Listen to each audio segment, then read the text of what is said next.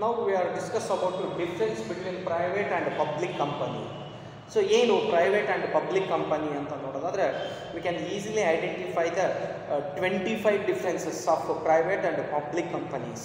20 public company ಮತ್ತು private ಕಂಪನಿಯಲ್ಲಿರುವಂತಹ 20 differences ಅಂದರೆ ವ್ಯತ್ಯಾಸಗಳನ್ನು ನಾವು ನೋಡ್ತಾ ಹೋಗ್ತೀವಿ. So first one differences that is formation.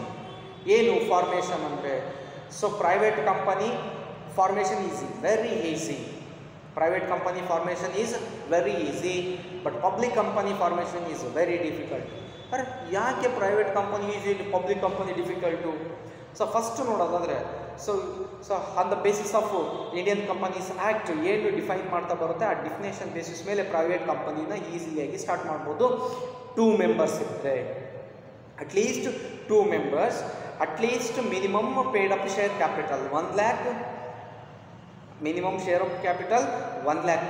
So ಇಷ್ಟು ಬೇಸಿಸ್ ಮೇಲೆ ನೀವು ಈಸಿಯಾಗಿ ಆರ್ಟಿಕಲ್ಸ್ ಆಫ್ ಅಸೋಸಿಯೇಷನ್ ಪ್ರಿಪೇರ್ ಮಾಡ್ತೀರಾ, ಮೆಮೊರಂಡಮ್ ಆಫ್ ಅಸೋಸಿಯೇಷನ್ ಪ್ರಿಪೇರ್ ಮಾಡ್ತೀರಾ, ದೆನ್ ಪ್ರಾಸ್ಪೆಕ್ಟಿವ್ಸನ್ನು ಪ್ರಿಪೇರ್ ಮಾಡ್ತೀರಾ. You can start your own company. But public company, so public company ಅಂತ ಬಂದರೆ ಫಸ್ಟ್ಲಿ ನೀವು ಸೆಂಟ್ರಲ್ ಗೌರ್ಮೆಂಟಿನ ಪರ್ಮಿಷನ್ನಿನ ರಿಕ್ವೈರ್ಮೆಂಟ್ ಇದೆ. ಯಾವ ಗೌರ್ಮೆಂಟು? ಸೆಂಟ್ರಲ್ ಗೌರ್ಮೆಂಟಿನ ಪರ್ಮಿಷನ್ನಿನ ರಿಕ್ವೈರ್ಮೆಂಟ್ ಇದೆ. ಸೆಂಟ್ರಲ್ ಗೌರ್ಮೆಂಟು ಏನು ಮಾಡ್ತಾ ಬರುತ್ತೆ, ಗೆಜೆಟೆಡಲ್ಲಿ ಪಾಸ್ ಮಾಡ್ತಾ ಬರುತ್ತೆ.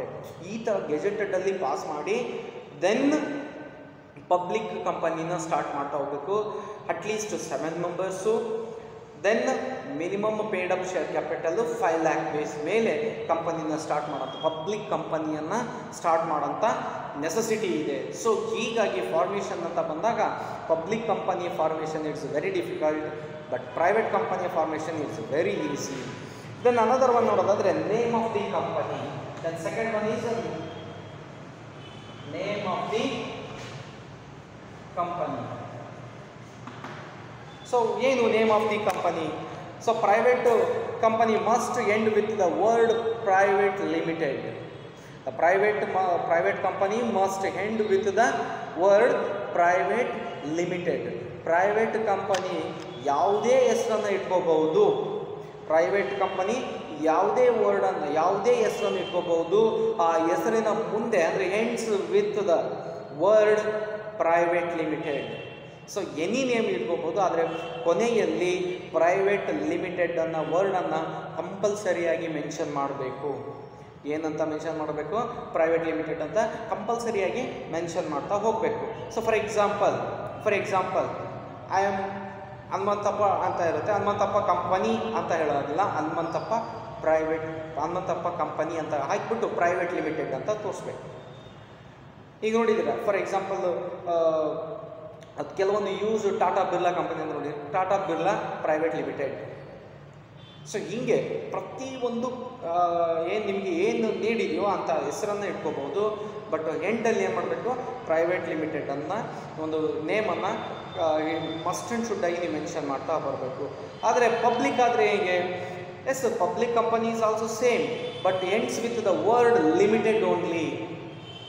Ends with the word limited only. ನೋಡಿ, ನೀವು ಪ್ರೈವೇಟ್ ಕಂಪನಿಗೂ ಮತ್ತು ಎಲ್ಲಾದರೂ ನೀವು ಏನಾದರೂ ಅಬ್ಸರ್ವ್ ಮಾಡಬೇಕಾದ್ರೆ ಕಂಪನಿ ನೇಮನ್ನು ಎಲ್ಲಿ ಪ್ರೈವೇಟ್ ಲಿಮಿಟೆಡ್ ಅಂತ ಇರುತ್ತೋ ಅದು ಪ್ರೈವೇಟ್ ಓನರ್ಶಿಪ್ಪಲ್ಲಿ ಇರುತ್ತೆ, ಎಲ್ಲಿ ಓನ್ಲಿ ಲಿಮಿಟೆಡ್ ಅಂತ ಇರುತ್ತೋ that is undertaking, government undertaking. So ಹೀಗೆ ಗೌರ್ಮೆಂಟ್ ಅಂಡರ್ಟೇಕಿಂಗ್ ಇರೋಂಥದ್ದನ್ನ word ends with word limited.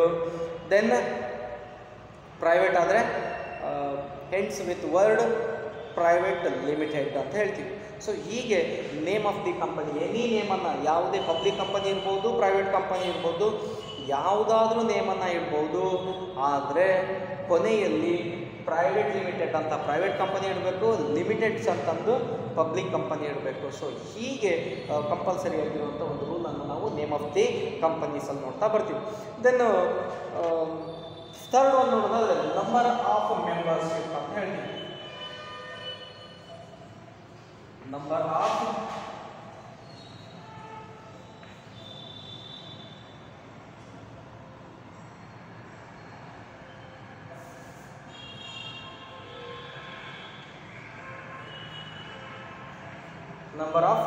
Membership ಅನ್ನು ನೋಡ್ತೀವಿ. ಎಷ್ಟು ನಂಬರ್ ಆಫ್ ಮೆಂಬರ್ಶಿಪ್ಸ್ ಅಂದರೆ we are already discussed.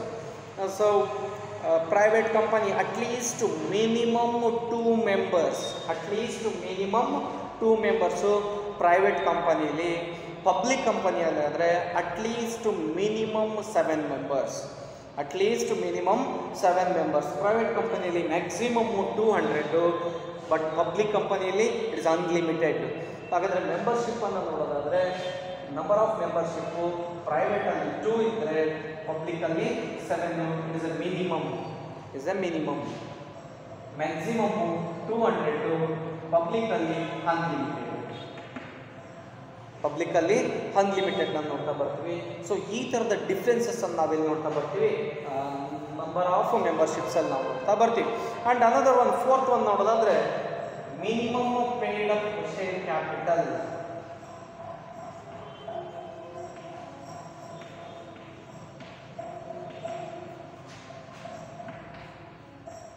Minimum paid up share capital. ಹಾಗಾದರೆ ಪ್ರೈವೇಟಲ್ಲಿ ಇದ್ದರೆ ಈಗ ನೋಡೋಣ ನಾವು ಇಲ್ಲಿ minimum paid up share capital ಎಷ್ಟು ಇರಬೇಕು, 1 lakh rupees private company, 1 lakh rupees private company. Public company minimum paid up share capital 5 lakh rupees. Minimum share of capital 5 lakh rupees ಅನ್ನು ನಾವೆಲ್ಲಿ ನೋಡ್ತಾ ಬರ್ತೀವಿ, ಪಬ್ಲಿಕ್ ಕಂಪನೀಸಲ್ಲಿ ನಾವು ನೋಡ್ತಾ ಬರ್ತೀವಿ.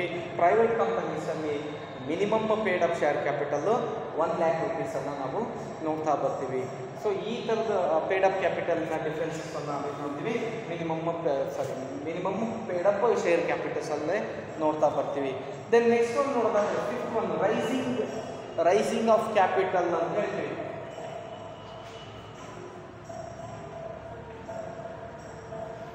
ರೈಸಿಂಗ್ ಆಫ್ ಕ್ಯಾಪಿಟಲ್,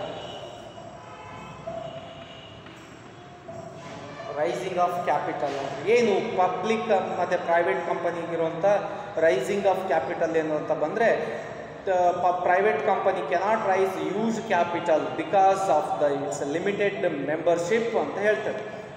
ನೋಡಿ, ರೈಸಿಂಗ್ ಆಫ್ ಕ್ಯಾಪಿಟಲ್ ಅಂತ ಬಂದರೆ ಸೊ ಮ್ಯಾಕ್ಸಿಮಮ್ ಲಿಮಿಟು ಪ್ರೈವೇಟ್ ಕಂಪನಿಯಲ್ಲಿರೋದ್ರಿಂದ it cannot raise use capital ಅಂತ ಹೇಳ್ತೀವಿ.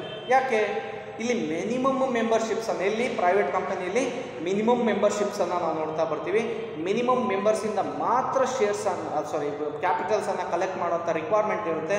ಸೊ ಆ ಪರ್ಪಸ್ಲಿ ನಾವೇನು ಮಾಡ್ತಾ ಬರ್ತೀವಿ, ಇಲ್ಲಿ ರೈಸಿಂಗ್ ಆಫ್ ಕ್ಯಾಪಿಟಲ್ ಅಂತ ಬಂದರೆ private company it cannot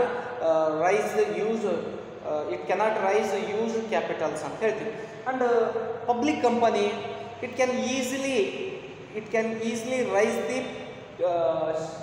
the capital ಅಂತ ಹೇಳ್ತೀವಿ. ಯಾಕೆ, ಇಟ್ ಅನ್ಲಿಮಿಟೆಡ್ ಮೆಂಬರ್ಶಿಪ್ಪು. ಪಬ್ಲಿಕ್ ಕಂಪನಿಲಿ ಅನ್ಲಿಮಿಟೆಡ್ ಮೆಂಬರ್ಸ್ ಇದ್ದಾರೆ, ಪ್ರೈವೇಟ್ ಕಂಪನಿಲಿ ಲಿಮಿಟೆಡ್ ಮೆಂಬರ್ಸ್ ಇದ್ದಾರೆ. ಸೊ ಪ್ರೈವೇಟ್ ಕಂಪನಿಯಲ್ಲಿ ಲಿಮಿಟೆಡ್ ಮೆಂಬರ್ಸ್ ಇರೋದ್ರಿಂದ ಸೊ ನಾವೇನು ಮಾಡ್ಬೋದು, ಸೊ ಎಲ್ಲಿ ಯೂಸ್ ಆಗಿ share of capital that means ಕ್ಯಾಪಿಟಲ್ಸನ್ನು ದಟ್ ಕೆನಾಟ್ ರೈಸಿಂಗ್ ಅಂತ ಹೇಳ್ತೀವಿ. But public company unlimited, 1 lakh members ಇರ್ಬೋದು, 2 lakh ಇರ್ಬೋದು, 1 crore ಇರ್ಬೋದು. Unlimited nothing but unlimited. ಎಷ್ಟಾದರೂ ಇರ್ಬೋದು, ಎಷ್ಟು ಜನ ಇರ್ತಾರೋ ಅಷ್ಟರಿಂದನೂ ನಾವು ಕಲೆಕ್ಟ್ ಮಾಡ್ಕೋಬೋದು. ಹಾಗಾಗಿ ಇಲ್ಲಿ ಎಷ್ಟು ಯೂಸ್ ಕ್ಯಾಪಿಟಲ್ ರಿಕ್ವೈರ್ಮೆಂಟ್ ಇರುತ್ತೋ ಅಷ್ಟು ಕ್ಯಾಪಿಟಲನ್ನು ಕಲೆಕ್ಟ್ ಮಾಡ್ಕೊಳ್ಳೋಂಥ ಒಂದು ಆಪ್ಷನ್ಸ್ ಇರೋದ್ರಿಂದ ಇಲ್ಲಿ ನಾವೇನು ನೋಡ್ತಾ ಬರ್ತೀವಿ, ರೈಸಿಂಗ್ ಕ್ಯಾಪಿಟಲ್ಸಲ್ಲಿ ನೋಡ್ತಾ ಬರ್ತೀವಿ. ದೆನ್ ನೆಕ್ಸ್ಟ್ ಒನ್ ನೋಡೋದಾದರೆ, ಅಂದರೆ ದಟ್ ಮೀನ್ಸ್ 6th ಒನ್ ನೋಡೋದಾದರೆ ಇನ್ವಿಟೇಷನ್ ಅಂತ ಹೇಳ್ತೀವಿ.